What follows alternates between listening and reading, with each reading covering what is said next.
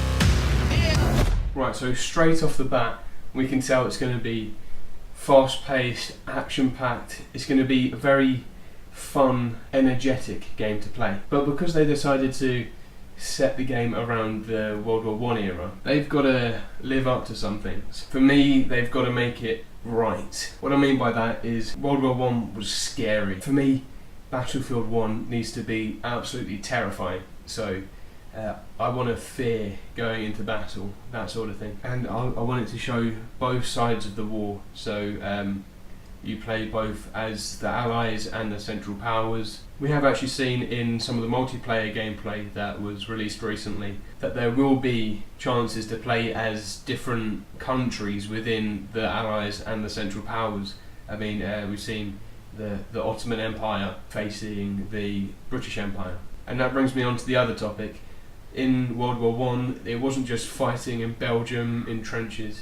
There was fighting in the deserts, which we saw in that piece of gameplay, and there was also fighting up in the Italian Alps, which I've heard are going to be part of the game, which I am pretty pleased about. Also, people seem to think that because it's World War One, it's going to be restricted to just trench warfare, but it seems to me like it's going to be more focused on the stuff you don't really know about. So there's going to be a lot of village warfare, there's going to be a lot of desert warfare, there's going to be a little bit of naval, there's going to be a fair bit of air, and even train warfare, which is very, very untouched upon. Because it's such a sensitive topic, for me it's got to be factually right, and I mean, even if it is a video game, I want it to be right, and I want it to be just amazing, really. I know they're focusing on the guns of the time as well, and a lot of people just think you're stuck to the bolt-action rifle, and you're not. You know, you've got loads of experiments going on with different weaponry and stuff. It was a revolutionary era. For me, the maps have to be absolutely huge. I want to have the freedom to do what I want to in multiplayer. If I want to